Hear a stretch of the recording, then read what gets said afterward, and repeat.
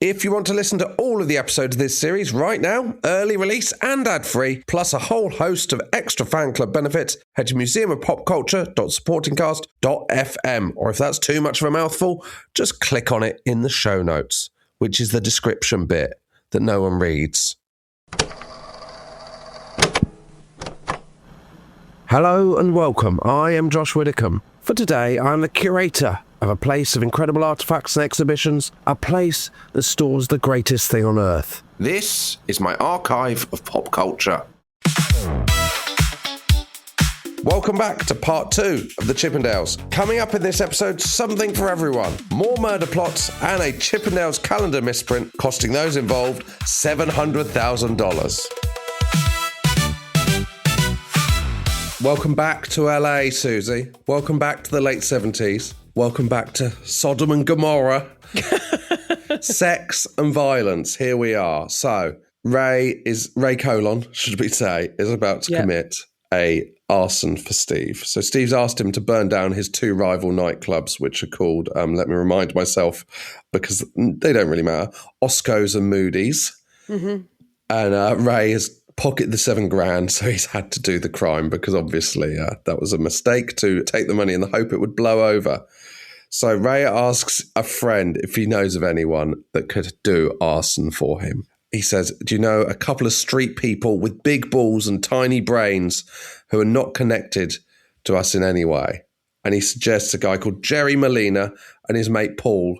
And Jerry and Paul, they hang out at the 7-Eleven, which is exactly the kind of people you want, isn't it? Which is essentially like hanging out in the UK at a co-op. Yes, or a one-stop. Or a one-stop. You know those 2 guys that hang out at the spa down the road? They seem like the kind of guys we could trust with burning down some rival clubs. Exactly. A few days later, March the 6th, 1979, Ray, Jerry and Paul go to Moody's to commit the arson, right? Mm-hmm.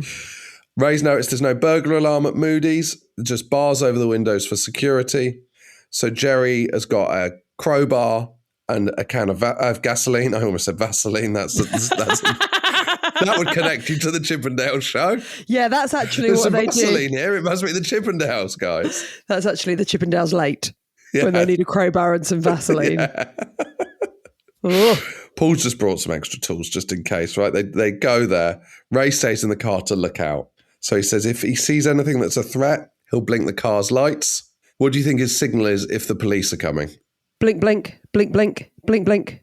No, he's going to do one long honk of the car horn to distract them, which I'm going to say it is one of the worst. If the police turn up, you do one long, you are putting yourself in the frame. You really are. Oh, sorry, officer. I was just honking my car horn for a long time. Is there 2 people committing arson that are completely unrelated to me just across the road? So they fail to break down the door, Jerry and Paul, while Ray Colon's in the car. Then Jerry spots a hose. So what he does is he puts it through a hole in the window and he attaches the other end. He smashes off the side of a gas meter so there's gas going through a hose. Oh. Just through the window. That's quite clever. Yeah, I wouldn't know how to do that. And, let's be honest, nor would I want to. No, of course. I wouldn't necessarily think that every guy that hangs out outside a 7-Eleven could do that. No, exactly. They basically do that, shout run, and then Paul runs back towards the car. Jerry lights a load of lit newspapers, throws them in. They start the car and they drive off. Mm-hmm. Basically, Ray's not happy with that. He's like, I wanted you to burn down the building, not blow it up. And they ask if they'll still get paid, and Ray says no way. Ray's attitude to money is wild. They look gutted, so Ray relents and he pays them $100 each for blowing up the place. Surely burning down and blowing up. It's the same, right? Yeah. 2 sides of the same coin, surely. The bad news is, Suzi, later that morning, Steve calls Ray because he's just heard on the radio there was a fire at Moody's and there was no damage caused. So it's a complete failure. There was a window that was broken. There's a window that was broken and there was a hose pipe that was used wrongly. Steve says he's going to give Ray another chance to show his loyalty. He wants to burn down Osco's, the other one, right? I feel like Steve really isn't considering how much he's putting himself in the frame. It's wild, isn't it? If there's 3 nightclubs and 2 of them have been burnt down, or attempted burning down, Yeah. you're not going to think, gosh, I guess these are all unrelated. Well, as it goes on, it was Steve's reign of terror. You are like, mate, what is going on in your head? Because also you're running a successful business. You can't run a successful business and have no one in the same sphere as you. Do you know what I mean? You have to allow people to have other businesses that might get patrons that might have come to your business. Otherwise, it's like Adidas blowing up Nike and every other sportswear firm because they feel they want to make the only sportswear. There is room for more than one nightclub. And I feel like, and I'm sure we'll get into this, but Steve's getting greedy. If the most you can get in is 300 people and you've got in 600, just enjoy your life. Yeah, what else do you want? Just enjoy your life. But instead, Ray agrees to blow up the second place, or burn it down, sorry. Oh my gosh, you guys. But do you remember when Ray was hoping it would blow over? Oh, what, with the $7,000? Yeah, he stalls for a few months and then Steve does forget about it and they just kind of move on. Do we think there's lots of drug use? I don't think so. I just think they're just hapless. I think that's the kind of... Ray is hapless and I think Steve is clearly a psychopath of some sort. Of course, yeah. So Ray basically is left looking for a new career and amazingly, he decides to become a reserve police officer. So that is... Ray moves into being yeah. His career has been stealing a Playboy and throwing out the Air Force, coming up with the idea of a discotheque in Steve's club, committing an arson, and now he's in the police. Tale as old as time. It's a tale as old as time. It's a classic career path, Suzi. One night he takes some police officers to the Chippendales. Steve says to them, well, I used to see Ray more, but now Ray's a cop. He thinks he's too good to associate with a lowly club owner. And Steve then pours a drink over Ray's head. It's all very dramatic, Suzi. It's all lovely. Very dramatic. Very, very Albert Square, isn't it? Oh, yes. So then Steve decides to further the Chippendales in a normal way a businessman would by trying to make the product better. Classic. Okay? Not by just attacking your other people. And do you know what? Good on him. Good on him. Although this does lead to the darkest chapter in the Chippendales. So in 1981, Steve hires Nick DeNoyer. So Nick DeNoyer is a Emmy award-winning Broadway choreographer and TV producer. Your scene, Suzi. Your scene. Sure. He does like a lot of kids shows. So he's produced and directed. See if you know any of these. They've all got great names. The Magic Hat, The Maltese Unicorn. No. Big Apple Birthday. No. And Alex and the Wonderful Doo-Wah Lamp. Again, no. No, But fair enough. I don't know that I'm across, late 70s, early 80s children's TV in the States, seeing that I wasn't born and I have always lived in England. It would be weird if you were, in a way. It would be quite creepy if you were. But he has got a connection to this. He's also produced and directed an exercise video called Muscle Motion. Even the hottest romance starts out with something small. A gesture, a look. In aerobics, it's called the warm-up. Michael. Pull up, down, up, down, up, down, up, down. Corner, back, corner. And he goes to the club and he's not impressed with the club, right? Early on, this is before the Chippendales. The first he sees of the club is a female mud wrestling show that was on before they did the Chippendales, right? And he walks out saying, you've got to be kidding me. But that's the fault of this guy called Paul Snyder. So Paul Snyder is the early MC of the Chippendales, right? Mm-hmm. Colleagues describe him as, these are the words, a terrible MC, neither likable, funny, nor interesting. We both know MCs like that. Too right. His presence is described as, and this is something amazing with the Chippendales, people say he brings a sleazy atmosphere to the club, which is the last thing you want at the Chippendales. No, and also the idea that the guy that doesn't get his kit off is making it sleazier. This guy is bringing the tone down, isn't he? Yeah, no thank you. I'm just trying to get my arse out for some women, and you are bringing this down. So Steve wants to transform it. He offers Nick $1,000 a week. And so Nick decides he's going to polish the show, make it brilliant. So mud wrestling has to go. He demands complete control over the show. Steve agrees. He insists the customers won't be called women, they'll be called ladies at all times. He orders the dancers, when they select the women from the audience to bring onto the stage, never to choose the best looking woman in the audience. They must choose, these are the words, big, homely, beautiful women, because they're the sort of customer who needed to be adored the most and will remember the experience the longest. I mean, is that really sweet, or is it really preying on people's weaknesses? Well, Susie, can it be both? I mean, a little bit of column A, a little bit of column B. I know, because in a way you're like, do you know what? That'd be much worse if he said, get the fitties on stage. Do you know what I mean? That would be worse. Yeah. But obviously, really, he should be saying, don't judge a woman by what she looks like. But instead they're saying she needs a perk and also she'll come back. Look, this woman, she wants to imagine that you fancy her, even though we know, to use my words, she's too homely. We know what he means by homely.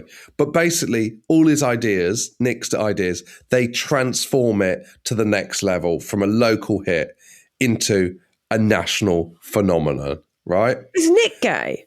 I don't know if Nick's gay, actually. Michael, can you check if Nick DeNoyer is gay? Do your gay check. So it goes massive. And by the kind of mid-1980s, there's Chippendales mugs, key rings, calendars, teddy bears.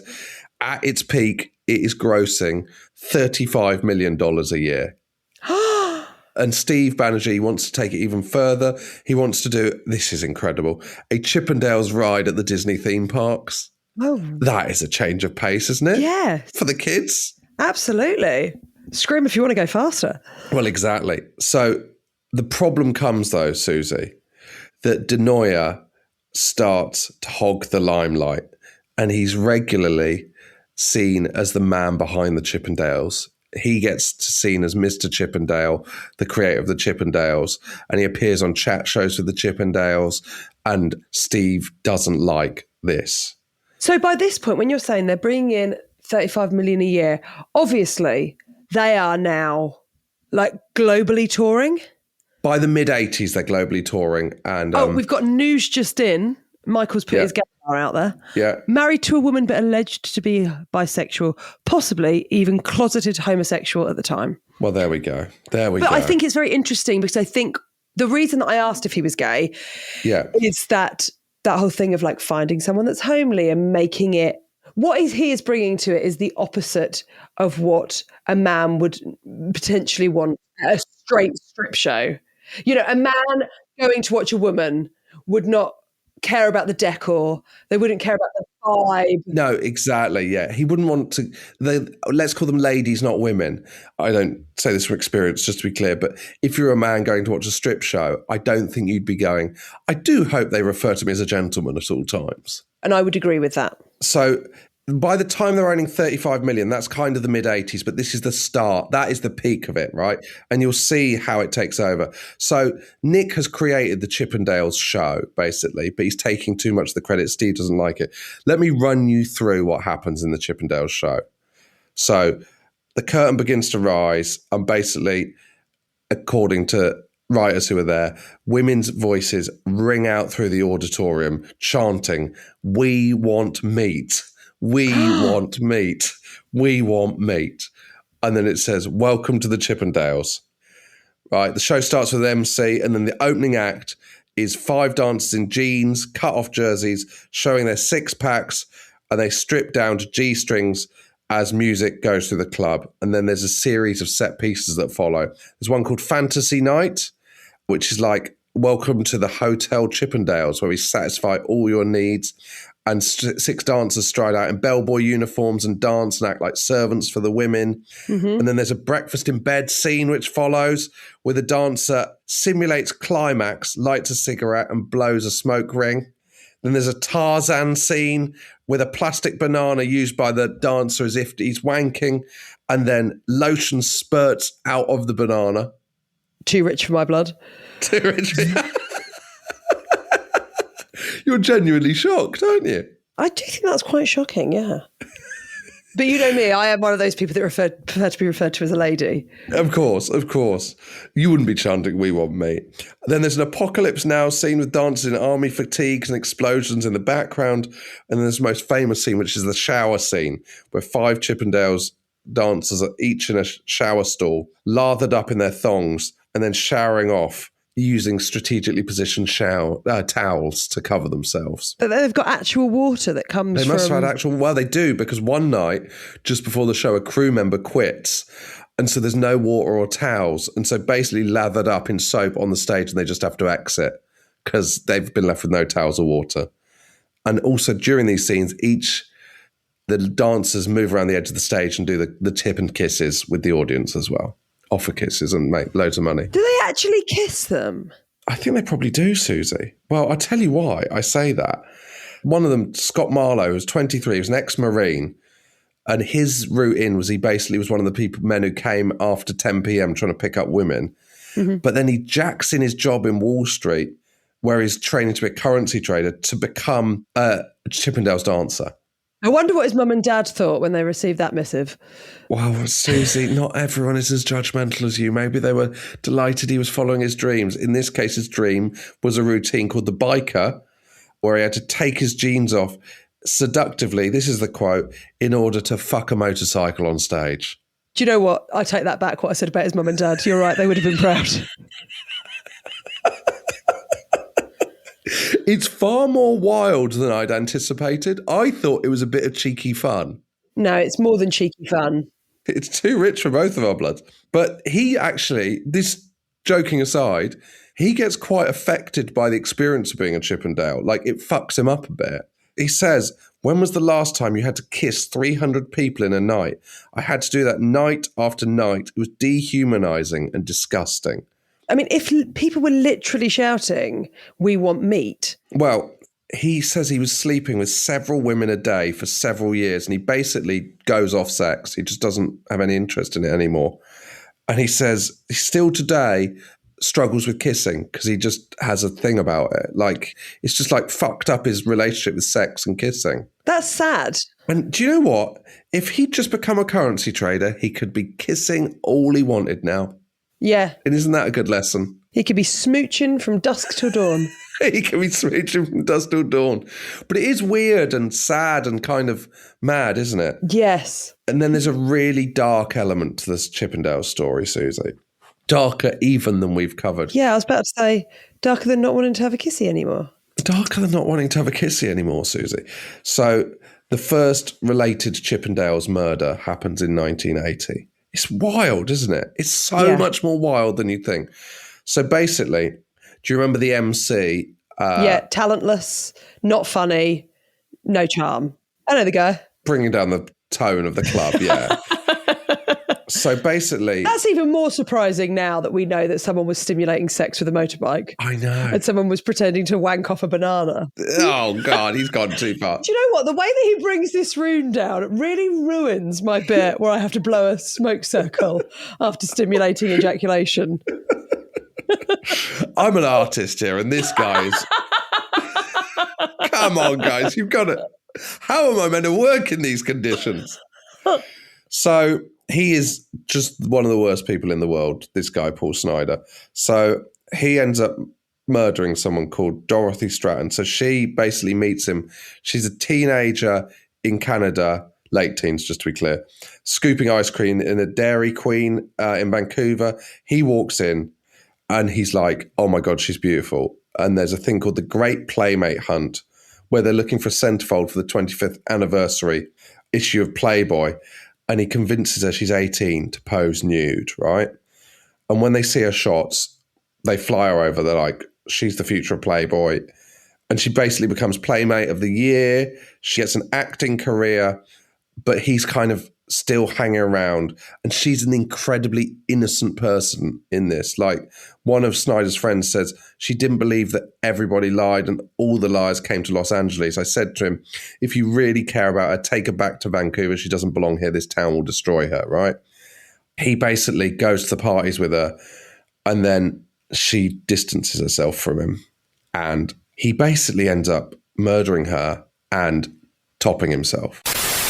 This has been many a girl's dream, and certainly many of the Playmates' dream, and it's been mine. Dorothy Stratton, age 20, here being named Playboy's Playmate for the year 1980, on this sunny afternoon at the peak of her promising career. And to Hef, who has made me probably the happiest girl in the world today.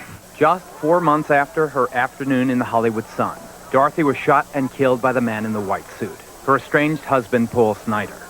Snyder was a former pimp and small-time promoter, and Dorothy was his basic meal ticket. It's awful, isn't it? Yeah, terrible. So basically, she becomes involved with like Peter Bogdanovich, the director, and she's doing a film with him. And then basically this guy kills her and tops himself. And it's just... Because he can't take her success. He can't take her success. He can't take her moving away from him. And so that is the bleakest moment of the Chippendales story, but it isn't incredibly the last murder.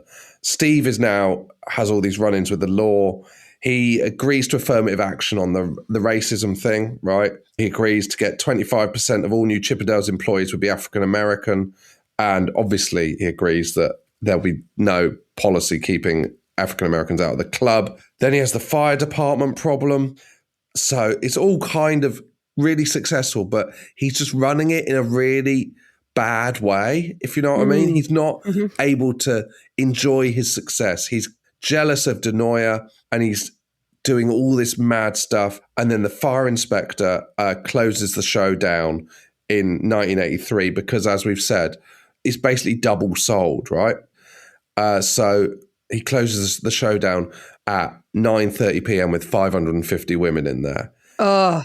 Can you imagine, Suzi? Sorry, it's cancelled. And another evening, here is the classic scene you'd get in a sitcom. Another evening, a fireman strides onto stage. The female crowd are chanting, "Take it off, taking it off." But it's not an exotic dancer, Suzi. It is a fireman. It's a classic. It's a classic. He's closing the club down to overcrowding. An awful job for that fireman. Those women would have been disappointed. Over 5 years, the club is closed down 13 times due to overcrowding. But all the fines, Steve just says, every time I get cited, I just come up with a new product to cover the fine. So he doesn't give a shit about all of this. And so the club then expands. It goes to New York, right? Since Denoya's taken over, like the artistic side of the club, Steve has been making a fortune. And Denoya knows this, and he basically wants a cut of the profits, yeah? I think that's fair. He says, cut me in or I'll walk. And he opens Steve with the idea of doing a second club in New York in a place called Magique. And Steve doesn't want Denoya to walk, so he says, all right, you can do that. Within a month of opening, it's absolutely cleaning up. It's got room for 1,000 women, so it's way bigger than LA. And also, with the way Steve books it, that's 2,000 women, Suzi. Yeah, right. And like they appear on daytime TV because they're now a big thing in New York. It basically becomes a national phenomenon, the Chippendales at this point. But Steve and Nick do not get on. It's a story as old as time. They've got to the top, Suzi, and they hate each other. So the relationship is so bad, Steve and Nick, now, that they now meet in restaurants so that the staff at the Chippendales won't have to hear them argue because they feel it's a bad scene. So they meet in restaurants so they can argue in private, basically. So Steve's jealous of Denoya, obviously, for basically taking the credit. He's got the nickname Mr. Chippendales. And Denoya says, well, if you don't like me, I'll just leave and I'll do my own show elsewhere. Steve threatens to sue Denoya for breach of contract if he leaves for a rival show. Steve's got form. He's recently sued a group of overweight dancers in a parody act called the Chippendales and got them closed down. Oh, that's a shame. I know. There's no need for that. It really feels like that, doesn't it? That's not stepping on your toes at all, is it? Talk about pulling up the ladder. Exactly. He's pulling up the ladder and locking the door. He's very selfish in wanting all the money, isn't he? It seems to have a very fragile ego. Yes, incredibly fragile It ego. needs to be him. He needs to be the guy. Everyone needs to know it's him. He can be the only one that does it. To be quite frank, I'd quite happily make the money and not take the credit for the Chippendales if it was me. Oh, I'd say that's the best of both worlds. For sure. Basically, they agree a deal. This is known as the napkin deal because Denoya makes an offer. He'll give up the rights to the New York show in exchange for half of any touring profits, right? At this stage, there is no tour. There's no tour, but he wants half potential future touring profits. So Steve is like, well, this is a win This is a win. Because I'm giving you half of nothing. I'm giving you half of nothing. So Steve grabs a napkin and he writes down, I, Steve Banerjee, full owner and chairman of the board of Easable Corp, which is the people who do the Chippendales, do hereby award Nick DeNoyer on the 13th day of November 1984, 50% of all monies received from touring rights involving Chippendales dancers, minus any expenses, blah, blah, blah. Seeing as they don't tour, Steve's like, I've absolutely done him here, right? Oh, no. No. So Steve thinks the money's in the LA and the New York club. And he's like, I'm just going to open more clubs in other cities. It's not going to tour.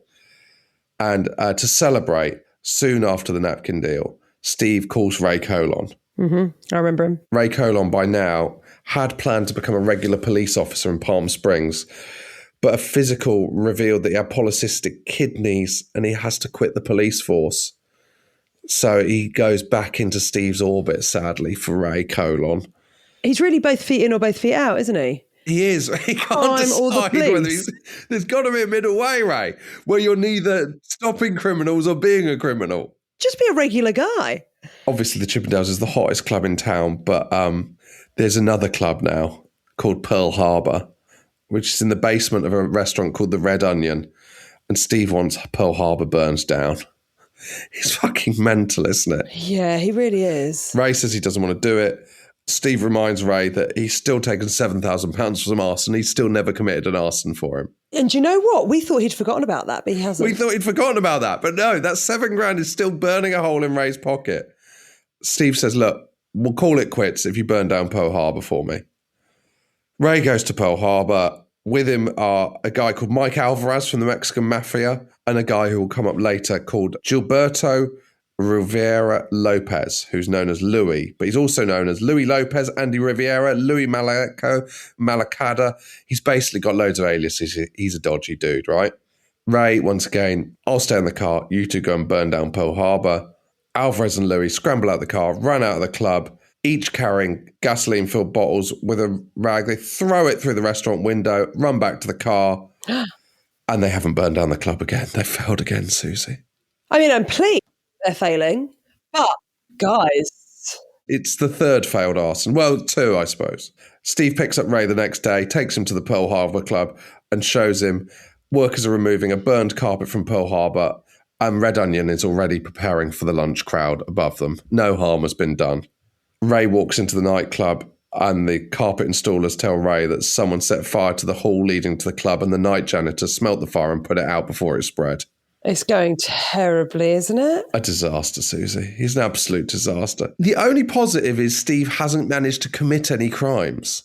Like, he's trying to commit crimes, but he's so shit at committing crimes. Yeah, he's not managing that he hasn't committed any crimes. But things are about to go badly, or well, depending on your view on Steve, because Nick is going to make good on the napkin deal and start touring the Chippendales. And as we know, Josh, that's where you make your money. That's where you make your money, Suzi. The owners of the nightclub in Philadelphia called Pulsations propose that he brings the Chippendales to there for several nights a week. Steve basically says, well, that's not a show. You're just bringing it to their club. Nick's like, no, that counts as a tour. And he ignores him. And after a great run in Pulsations, he takes it to Atlantic City, where they appear at a casino.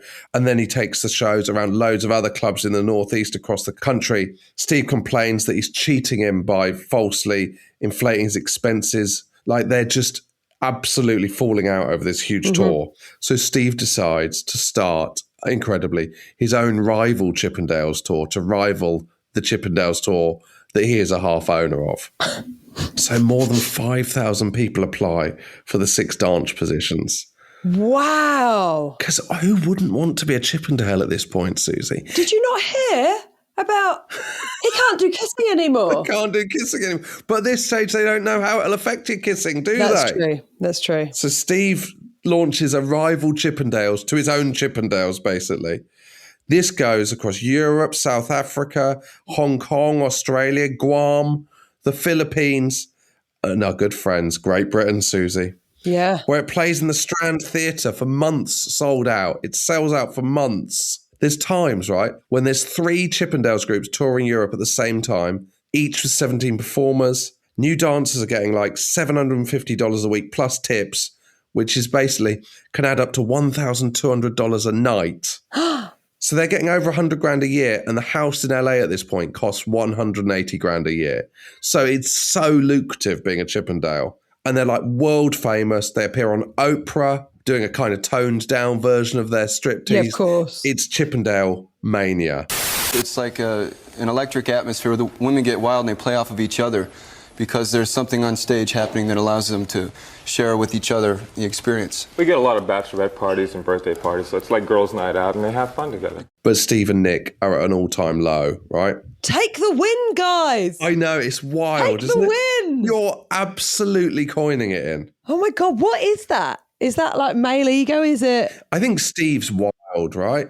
I don't think Nick's the problem. No. Nick just wants to make money out of the Chippendales. Fair enough. So Steve wants to open new clubs in Dallas and Denver, and they've got these wealthy investors, and they have a meeting with these wealthy investors. Halfway through the meeting, Nick and Steve have a blazing row in front of the investors. Nick pushes for more share of the licensing rights of Chippendales products. Steve doesn't agree. And then Steve tells the investors that Denoya is a thief who would do anything to put more money in his pocket. And Denoya says that Steve is so money hungry that he had a safe in his house full of cash that he was hiding from the IRS. This is in front of their potential investors they're trying to win over. I'm guessing those investors thought, do you know what? I'm going to step away with this. There's no further meetings. Yeah, this is where I'm going to pause. So guess what Steve does next? Tries to burn something down? He orders for Nick to be murdered. Isn't that wild? But who does he order it through? Because if he's ringing Ray, it's never getting done. Well, I've got good news, Susie. He's ringing Ray. Okay, good news for Nick. So Denoya's company, Unicorn Tales, it sues Steve's company, right, which owns the Chippendales, right? Mm-hmm.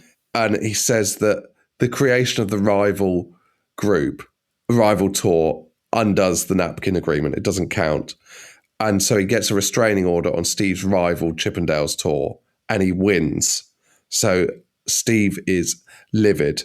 Also, there's more bad news for Steve, Susie. In 1987, they print the Chippendales calendars with 31 days on each month. Absolute disaster. Oh, no. He doesn't know the rhyme, does he? 30 days in September. Exactly. That cost him 700 grand, that misprint. 700 grand? Because they printed so many calendars with 31 days on them. I mean, yeah, because at that point there would have been every single person in the country who had a calendar in their house. Of course. Calendar's a huge business, of course. This is pre-phone. Less so now. Don't invest in calendars at around the turn of the century. Have you got one? I haven't got a calendar. Have you? I'm looking at a Lioness calendar that Maisie Adam brought me. Oh, well, there we go. Has it got the right numbers of days on each?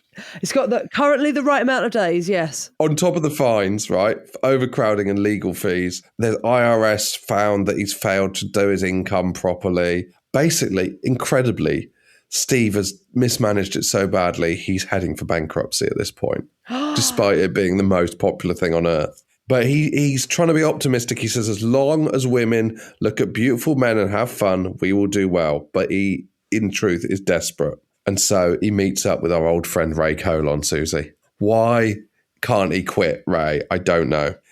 And he says, look, I hired Denoya to revamp the show, and now he's cheated me. I can't fire him because of the napkin deal. I've been forced to be partners with him, even though he's written the napkin deal himself.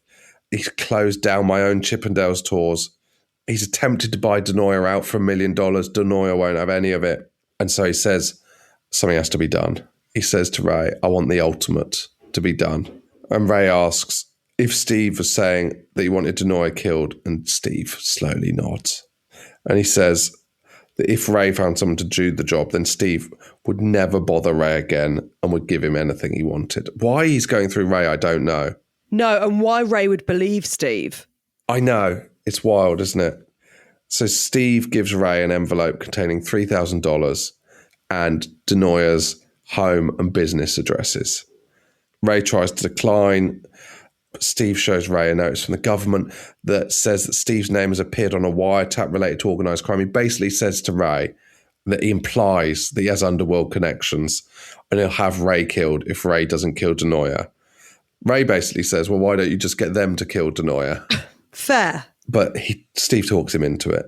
And he says, how am I going to contact you, Ray says. And he says, call him and use the code BABE. So that is their code between them. And then Ray goes off. Babe? He says, call me. Don't use my name. Call me Babe. That's how Ray and Steve will contact each other from now on. Like Pig in the City? Like Pig in the City, yeah. Like Babe, Pig in the City. Or like a beautiful babe. Like Babe Station. Like Babe Station. So, Suzi, it's all set. Is Ray Colon going to manage to commit a murder when he hasn't committed an arson? Next time, Ray Colon is going to attempt to carry out the murder of Steve's partner because Steve is unhappy at the way the Chippendales is going. Join me to see if that happens in a few days, Suzi. Or, if you're a member of the fan club, join us now and hear whether Ray finally manages to commit a crime. I need a cup of tea after that. It's quite intense, isn't it? Yeah. The Spice Girls was a lot lighter. Oh, yeah. At no point when Jerry left the Spice Girls did she consider just murdering the other four. Thank God. That we wouldn't have got Holler. I wouldn't have seen them on tour twice. That's it for part 2. Coming up in part 3. Authorities won't discuss any possible motive for the alleged murder-for-hire plot, but those who know Steve Banerjee will. He felt that because he had so much money, was getting so much money, that he had the power to do anything, get away with anything. If you want to listen to that now and get all the episodes for this series, you can at museumofpopculture.supportingcast.fm and follow us on social media at archiveofpopculture_pod to see links and clips to some of the things we discuss in the episode, as well as being the home of pop culture nostalgia.